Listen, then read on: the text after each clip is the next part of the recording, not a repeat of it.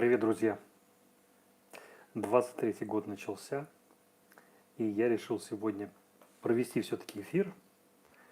Только вы знаете, что эфиров не было очень давно, больше месяца. У меня был такой достаточно длительный эксперимент с короткими видео, с какими-то экспериментами, касающимися моих мыслей, что делать в новом году, ну и вообще как развивать канал. И благодаря вам, спасибо вам за то, что вы смотрите и за то, что поддерживаете. Ну и сегодня будет, наверное, вам интересно, что к нам присоединилось даже несколько десятков, уже несколько сотен новых пользователей, которые наверняка не знают, кто такой Фавионыч. Я думаю, что им будет интересно, наверное, увидеть его. Вот он здесь сидит. Персонаж, который, собственно говоря, и положил начало построения канала.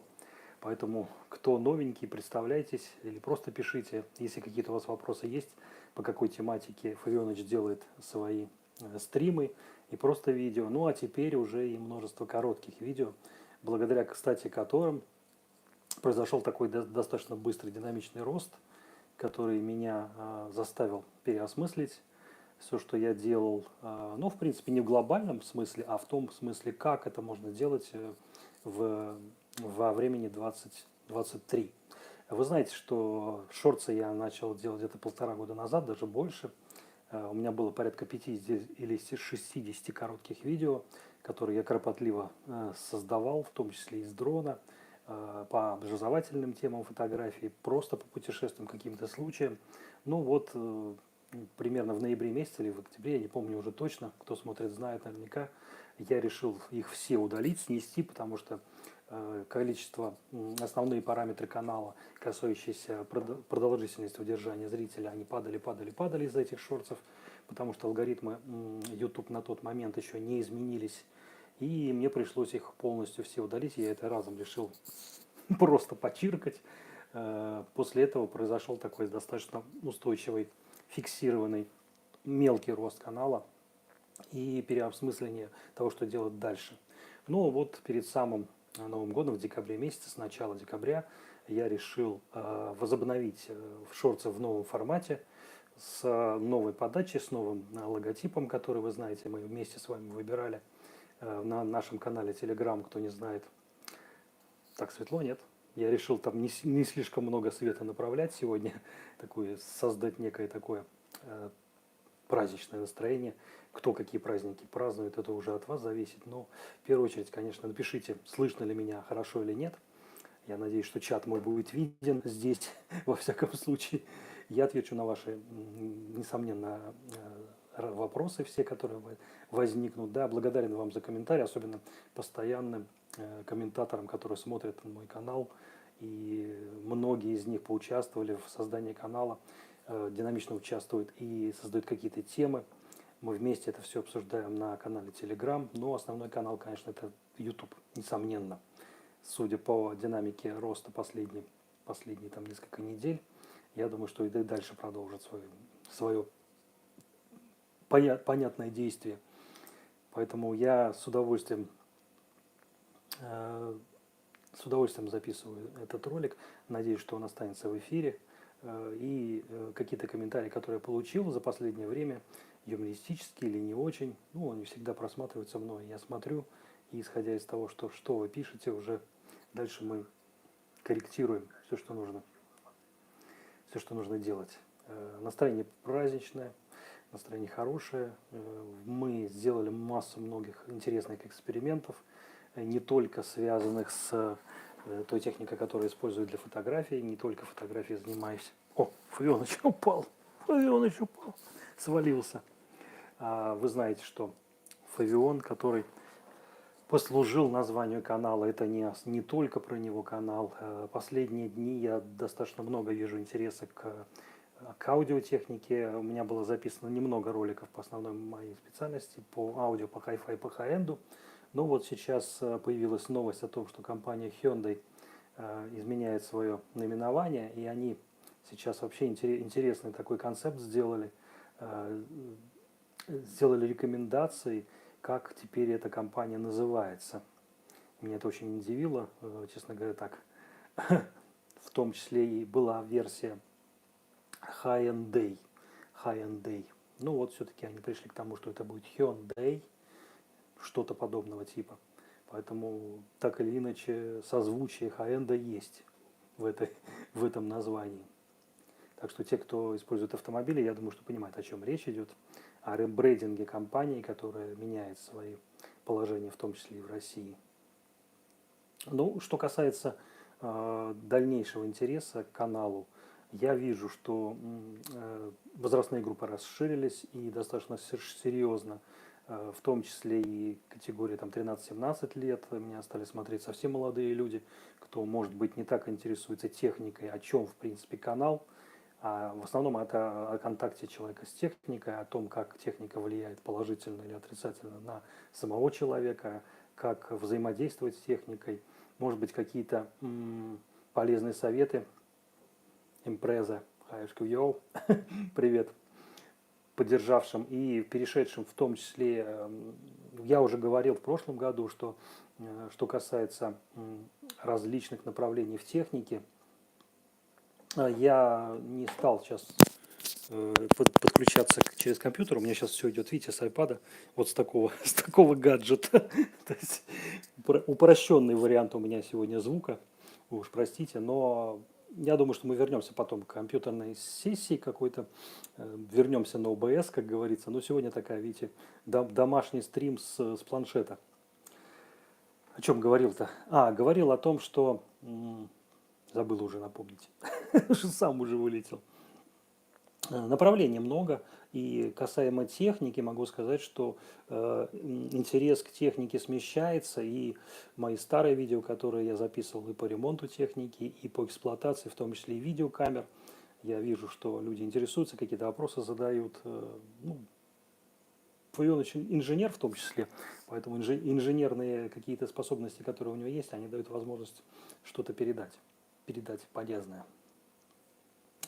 Для меня было интересным, конечно, таким сильным экспериментом, когда я записал очень короткие видео, меньше обычно 15 секунд, и я так тяжело на них решался. Но вот одно из видео, которое продолжительность 6 секунд, практически перед самым Новым годом, по-моему, 30 числа или 31, я не помню уже какой-то день был, по-моему, 30 или 31, видео набрало больше 7,5 тысяч просмотров. Короткое видео. Для шортсов это, в принципе, норма абсолютная, но для роста канала это дало совершенно невероятный рост. Ко мне пришло больше 200 человек сразу же. Понятно, что часть из них, они может быть, не интересуются этой тематикой, техникой, но тем не менее я надеюсь, что многие из тех, кто пришли и кто увидел, может быть, что-то, узнал от Ивановича, о фотографии, о Питере, о каких-то моих мыслях, которые у меня в разных направлениях в плейлистах отражены, да, эксперименты, которые Иванович проводит всю жизнь, может быть, будут вам интересны. Купил папе книжку на днях про Федю Меркури и коллекционный буклет Янгилана. Да, что касается коллекционирования, да, это отдельная тема, очень интересная. И кто коллекционирует или пластинки, или компакт-диски, или просто записи в библиотеках Hi-Res, или использует подписки на такие сервисы. Достаточно много, я о них рассказывал много лет назад, что сейчас это уже разрослось. Может быть, кто-то коллекционирует ленты магнитные, да, с оригинальными. Например, проект Type Project, который мы несколько лет назад, я его привозил в Питер, эти записи джазовые. Поэтому, да, коллекционирование – вещь хорошая, особенно с учетом того, что ценность в настоящее время представляют физические носители, и виртуальные облачные какие-то файлы, они уже, ценности практически не имеют, а вот оригинальные, например, первые тайпы, первые копии с ленты, которые можно купить, первое издание компакт-дисков, первое издание виниловых проигрывателей, да, в принципе, как и фотоаппараты. За последние годы, то, о чем мы говорили, когда начинали канал еще в далеком, это было в 2018-2017 году, тенденции, которые, в принципе, уже было понятно, что интерес к старой технике, в том числе и классическим камерам, и не только пленочным, но и цифровым будет возрастать. Так и происходит, собственно говоря, что мы видим на примере той же самой Мамии двойки, семерки, я имею в виду, да, там Как помните, 2 года назад еще можно было за 100 тысяч рублей купить, сейчас уже за 300, за 400 не купишь. Поэтому интерес к хорошей технике растет, соответственно, и возможности найти ее в хорошем состоянии тоже уменьшается, но энтузиастов не становится меньше, так же, как энтузиастов приготовить что-то из хороших продуктов. Да? Я благодарен тем женщинам, девушкам, которые пришли на канал. Я вижу, что мои, может быть, какие-то не очень веселые, не очень профессиональные видео, связанные с готовкой, с кухней с Фавионычем, но все равно какой-то вызвали какой-то интерес. Мои эксперименты, которые я проводил, кто знает про лимонад, я про него записывал, да, мы с Павлом Мартом его брали не раз, рассматривали как это средство для поднятия иммунитета, для согрева зимой и для охлаждения летом. Также и вот из последних моих, наверное, таких творений это торт, о котором я последовательно делал несколько выпусков, ингредиенты для того, чтобы вы могли угадать, что это за торт. Ну, это тирамису оказался торт. Тирамису с итальянский это «Подними меня вверх». Поэтому кто интересуется готовкой таких из непростых или простых продуктов, да, может посмотреть это короткое видео и, может быть, что-то для себя интересное найдет. Ну, единственный вариант, я его модифицировал, у меня вместо амаретто там использовался старый бренди. То есть, насколько это хорошо получилось, ну, вроде ничего, но можно было и меньше наливать, как говорится. Да. Хотя вот смотрю, что интерес к видео, которые связаны с аксессуаром для фотографий, да, сумки всевозможные, рюкзаки. И мы вспомнили как раз с Ираклием, что когда я тестировал куртку, вот эту Норд, там была речь о том, что вот этот передний карман, который огромный, да, посмотрите это видео, кто не хочет. Я до сих пор не знаю, для чего этот карман с 3 отделениями. Там, ну, сказали, что туда поместится много бутылок, да. Ну, тем не менее, в тесте оборудования, конечно, имеет значение, какой вес выдерживают эти сумки, рюкзаки, насколько они прочные. И помните этот тест с F-стопом, куда я загрузил там 12, помню, 13 банок 2-литровых воды и, в принципе, ходил с ними достаточно долго. Нормально все. Ничего не порвалось, ничего не разошлось. И, кстати, вот Фавионыч сейчас сидит на таком же F-стопе. Ну, не таком же, но тоже F-стоп. Легендарный Бруклин, который уже путешествовал в разных местах. Ну, значит, смотрите, тема сегодня свободная абсолютно. Краткие итоги я бы так подвел, может быть, итоги, чего не удалось в этом году, потому что этот год, который прошедший, который завершается только в феврале месяце, и с марта мы вступим в астрономическую стадию уже нового года, в новый знак, как говорится. Ну, чего не удалось, много чего не удалось. Я думаю, что у каждого найдется как масса всевозможных списков, да, что не удалось сделать в этом году. А может быть, у кого-то наоборот что-то удалось, и они считают, что этот год отличный. У меня этот год какой-то очень, очень странный. И в основном то, что я пытался даже записывать в блокнот, по списку не удалось. Там очень большой список. Но, тем не менее, даже несмотря на то, что с ростом канала не удалось там 1000 достичь, но на сегодняшний момент вот сейчас 599 подписчиков, и я считаю, что это отличный результат, с учетом того, что в ноябре месяце было там чуть больше 300, кто следит за ростом канала. Но даже дело не в количестве подписчиков, да, а в том, насколько стали, может быть, востребованы какие-то видео, в том числе старые, которые записывал 2-3-4 года назад.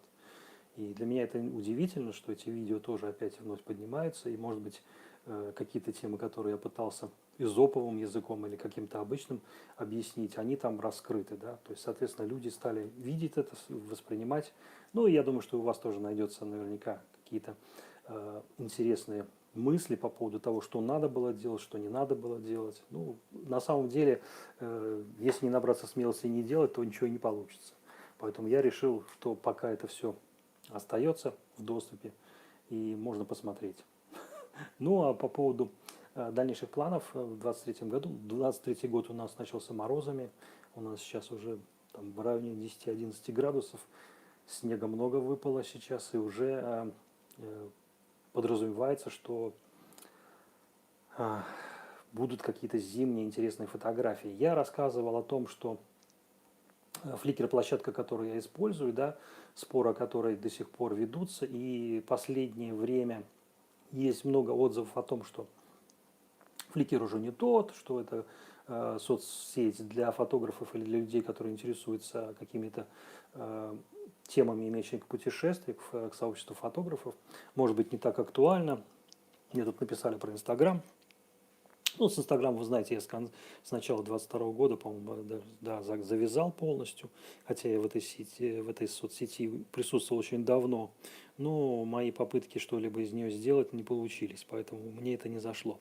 А вот по Фликеру, да, достаточно интересный процесс, четко абсолютно уже для меня было понятно именно социальная структура этой сети. Во-вторых, лишние отпали, кто не хотел участвовать в жизни. Да, есть сторонние наблюдатели, которые я объяснял, что их-то порядка 10 миллионов человек. И эта армия увеличилась. То есть я думал, что она уменьшится, она на самом деле увеличилась. Так же, как увеличились те люди, которые участвуют активно в жизни сообщества. Ядро, конечно, может быть, сократилось. Несколько тысяч человек, которые активно, постоянно задавали темпы, задавали динамику и задавали тренды, грубо говоря, Flickr. Тем не менее, у меня тут с батарейкой. Про батарейки. И про батарейки, кстати, не забывайте, друзья, сейчас морозы начнутся. Я думаю, что каждый с этим сталкивался, что без батареек ничего не получится. Что касается Flickr, в уходящем 22 году, уже в новом 23 году, я надеюсь, этот тренд сохранится. Так вот, в 22 году было сделано огромное количество конкурсов, проведено соцсетью Flickr, и многие, кто пришел только в 22 году, таких подписчиков, и мы знаем их, да, кто напишет, может, комментарии, кто посмотрит, что удалось сделать, что не удалось, но тем не менее, большое количество конкурсов позволили динамично достаточно развиться совершенно молодым, новым авторам, и не только в России, но и в других странах. И об этом они сами пишут в блоге, да, про Flickr, и участвуя в жизни в сообществе Flickr, вы, может быть, для себя, может, откроете какие-то в себе способности, если вы хотите заниматься даже как любитель фотографий. Из недавних конкурсов, которые прошли, это был «Красный день» в конце декабря. И вот практически с начала этого года, с конца прошлого, фотографии Winter Wonderland, так называемый Winter Wonderland, она продолжается. Условия достаточно простые. Там можно несколько фотографий добавлять в группу Flickr Social. И, соответственно, рано или поздно эти фотографии все равно будут в Explore. Для тех, кто начал, и для тех, кто еще не имеет какое-то количество людей подписских или не имеет каких-то людей, которые смотрят их страницу, да, ну, я уже рассказывал, у меня множество видео по Flickr, по алгоритмам, как это работает, что делать нельзя, какие ошибки делают пользователи новые. Посмотрите, все это есть. Ну и, соответственно, в 23 год еще более благоприятен для новых пользователей, так же как 22-й, поскольку 22-й был смещен в сторону молодых новых пользователей. Это было очень большим подспорьем, потому что алгоритмы, как правило, молодых не очень любят. Здесь как раз это было сделано наоборот. И на примере тех подписчиков и тех людей, которые я сейчас новых узнаю во Flickr, интересно увидеть их реакцию, как они видят, что действительно происходит. Поэтому, ну, в общем, эта тематика такая.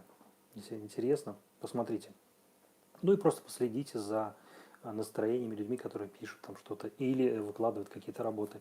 Про тенденции, про новые тренды в Flickr, которые были мной обнаружены в декабре месяце, я уже в начале, по-моему, позапрошлого стрима говорил о том, что есть тенденция к интересу к русскому северу, интерес к русской архитектуре, старинной архитектуре, причем не только русской, по всему миру к этому интерес просыпается, поскольку много интересных исторических памятников, они не имеют хорошего качества фотографий, не зафиксированы, или те, которые еще, может быть, в плохом состоянии, стараются их тоже как-то сохранить в базе. Соответственно, интерес к этим работам, к фотографиям есть. Он продолжается каждую неделю, практически не пройдет дня, чтобы в Эксплоре, где я уже говорил, что отбираются 500 лучших работ со всего света каждый день, нельзя было бы обнаружить такую фотографию. И практически каждый день такую фотографию можно видеть. Так что вот, это вот такие подсказки. Ну, а у вас напишите в комментариях или просто в чате, кто будет сейчас подключиться к стриму, если такие найдутся, посмотрят. какие у вас мысли по поводу этого года уходящего, ушедшего уже, да, можно сказать, уходящего, что действительно удалось, или какие-то новые, может быть, вы открыли направления в своей деятельности, которые не знали, что это они существуют или будут востребованы. Мне это тоже будет интересно, потому что сообщество темы сильно, что уже не время драться и выбирать, там, кто лучше, кто хуже. Вопрос стоит о принципиальном не то что выживании, а мы в одной упряжке, как говорится. Поэтому кто занимается не только фотографией, но и работает с техникой, мыслей нет, сопли есть. Сопли. Ну, значит, живой, если сопли есть, можно так сказать. Мысли. Хорошая мысля приходит опосля, да, как говорят.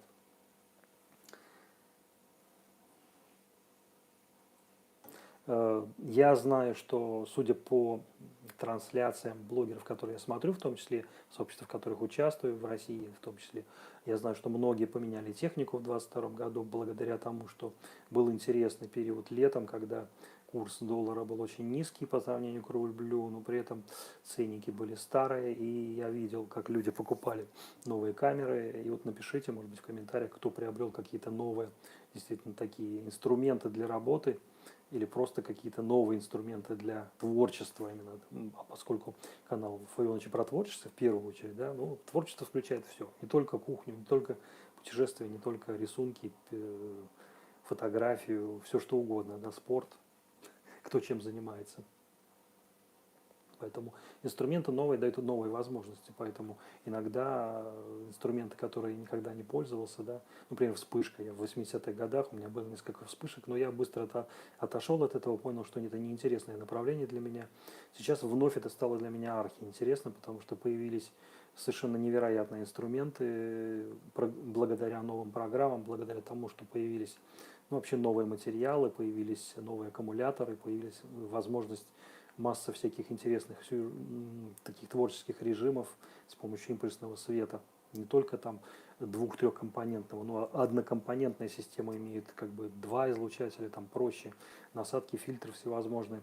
И, кстати, один из последних шортсов, который я делал про натуральные фильтры, ну, это был такой юмор, да, когда на фоне Лахта-Сити, там такой у нас стеклянный забор, который у меня есть арт с ним летний, да, где цветы сквозь это стекло снято, интересное. Ну вот зимний узор, когда все это расписано. Сейчас, я думаю, что те люди, кто смотрит из тех стран, где сейчас очень холодно, в центре России, сейчас я смотрю, там уже и 20, и 30 градусов, в Забайкалье там под 30 уже, поэтому я думаю, что наверняка, ну, на Дальнем Востоке, я думаю, что тоже рано или поздно там наступят такие суровые морозы, мы вступаем как раз вот в январь-февраль, самые иногда крепкие морозы, и множество людей, которые занимаются и ТФП съемками, с моделями, и TFP, и просто снимают какие-то истории, да, и я думаю, что 23-й год, это как раз будет год фотоисторий, он, в принципе, 22-й был такой, но 23-й, я думаю, что будет уже в полном расцвете, потому что тенденция к этому есть, и какие-то совершенно необычные, фантастические истории, касающиеся не настоящего, а именно будущего. Это одно из направлений, которое я вижу, что будет развиваться. Когда жанры могут остаться прежними, но они могут настолько сильно измениться в разные стороны. Да. Вы знаете, что есть множество фотографов и в России в том числе, которые работают в этих жанрах, такие модернистские, фантастические жанры, съемки в обычных местах или в необычных местах, с помощью специальных костюмов, с помощью подготовки именно благодаря новым алгоритмам, в том числе и Midjourney и прочего, и прочего. Люди комбинируют это все, делают с творчеством таким, да. Есть, я знаю, что фотографы, даже которые у меня участвуют во Фликере, музыканты, которые это комбинируют с музыкой, фотографией. Я, честно говоря, тоже для меня это было всегда, не было табу, но я просто не думал, что кто-то еще этим занимается, кроме как комбинировать, например, не только видео с музыкой, но и фотографию с музыкой. Это тоже для меня было интересно, в том числе и с классической музыкой есть такие люди. Ну, а кто не верит, может зайти, посмотреть в мой Flickr Фавионович, да, пройти по ссылке, посмотреть, например, в разделе Fave, кому нравится мое творчество, там посмотреть комментарий по конкретным работам. Вот, собственно говоря, такие мысли.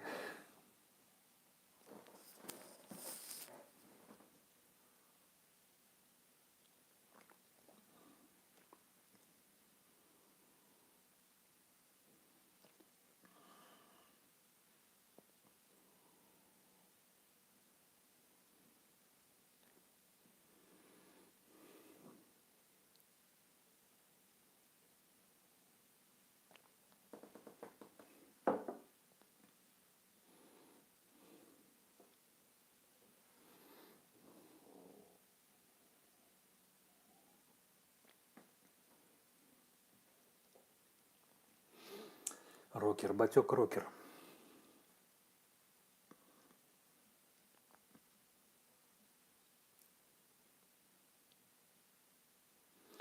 Ну, рок-музыка, с нее многие начинали, поэтому могу сказать, что рок тоже разный. И арт-рок, и тяжелый металл, и спид-металл, и все что угодно. Но сложности в том, что я всегда объясняю, что несмотря на то, что достаточно сложная музыка, есть, конечно, более сложные жанры, и могу сказать, что, конечно, расширение горизонтов в любом направлении, в том числе и в музыкальной, дает возможность человеку как бы не то что сконцентрировать свое восприятие, но наоборот его расширить. Поэтому ограничиваться только рок-музыкой никогда не нужно. И благодаря тому, что у нас есть такие, были и есть такие музыканты, которые смогли расширить эти горизонты, там, я не только говорю, там, Принц, я не знаю, кого взять в пример, кого хотите абсолютно, которые всегда расширяли горизонты. И Фредди Меркьюри то же самое, который комбинировал, который старался вывести из обычного классического рока что-то большее сделать.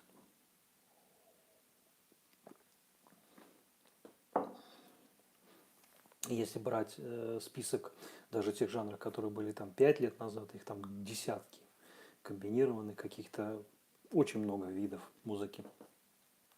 И чего только нет.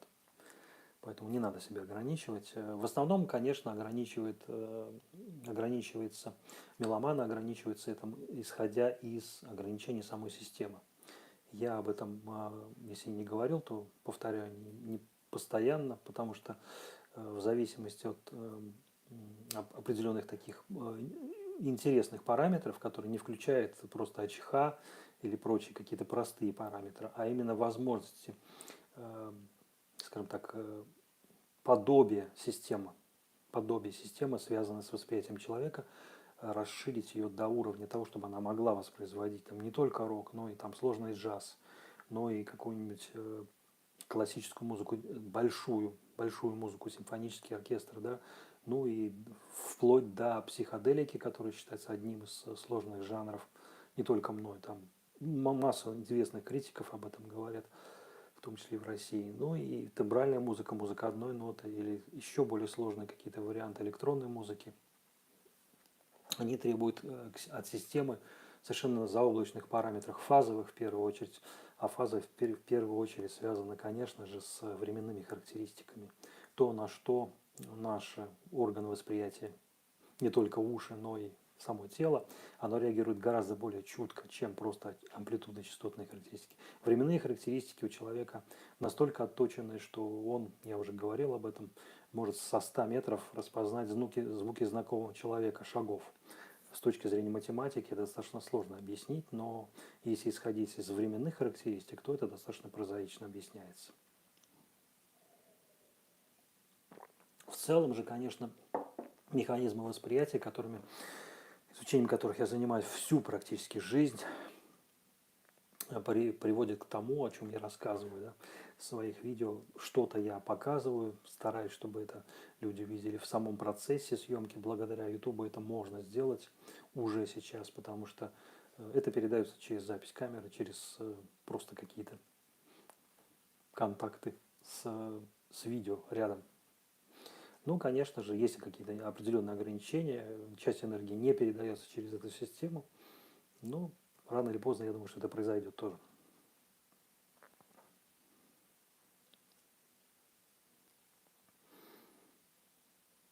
Я по молодости слушал Hard Heavy Тяжеляк, Ладу Дэнс и Татьяну Овсиенко, например, не ограничивал себя. Нет, ни в коем случае, ни в коем разе нельзя себя ограничивать, потому что никто не знает, понятие само по себе классической музыки, оно тоже изменяется. Когда-то это не считалось вообще музыкой, да, потом это через некоторое время это становится классикой, да. То есть я общаюсь с многими меломанами более молодого поколения, или, например, моего поколения, более старшего, кто слушал рок там с 70-х годов, ну, для меня удивительно была такая фраза, что вот классика, и они имели в виду классический рок. То есть в то время, как бы на 80-х, 90-х, классический рок это было вообще какое-то понятие идиотизма, абсолютно такого понятия не было. Сейчас есть такое понятие, потому что есть классический рок, есть уже авангард, есть, ну вы знаете, эти жанры, их множество, конечно, и арт-рок. Меня всегда интересовали сложные жанры, где возможности вот эти временные отточены настолько, что от системы требуется невероятных способностей, возможностей в динамике и совершенно феноменальных характеристик. Вы знаете, что одним из самых таких серьезных болезненных параметров, которые знают все музыканты, это джиттер так называемый. Ну, это биение, грубо говоря, времени, временной характеристики, биение основной частоты, которая генерируется кварцевым кристаллом, который создает точность вот этих всех временных характеристик любых инструментов. И вы помните, кто слушал компакт-диски в 80-х, в 90-х, как этот параметр менялся, как он потом замещался. И в современных даже iPhone устройствах, в iTunes, он достиг настолько высокого уровня качества, что благодаря просто изменению в качественную роль этого джиттера современные цифровые форматы, виртуальные, да, они превосходят по этому параметру классические проигрыватели даже дорогого сегмента, где есть отдельные генераторы тактовые, где есть отдельные стабильные рубидиевые кристаллы, которые стабилизируют все это. Ну вот для этого сейчас уже не надо сотни тысяч долларов платить, потому что в определенных сервисах это можно подключиться, и то, что сейчас заменило все эти кварцевые генераторы, это практически атомные часы, которые уже встроены в подключение к основному серверу. Ну, об этом я рассказывал неоднократно, поэтому могу сказать, что исключение, конечно, считается винил, где эти параметры могут быть очень сильно размазаны, но несмотря на это, наш орган восприятия может это все собрать в кучку, как фильтр, да. Поэтому тема фильтров, она вновь актуальна, она всегда актуальна, потому что сам человек является по себе фильтром как таковым. Не будем затягивать, друзья. Я не хочу, чтобы у вас какое-то сложилось неверное направление. Посмотрите в записи, кому интересно будет. Я желаю всем хорошего начала этого года. Пишите в комментах, что вам удалось, что хотелось бы сделать в первый месяц, первые дни Нового года. И увидимся на канале. Всем удачи, пока, друзья. Твоё начало.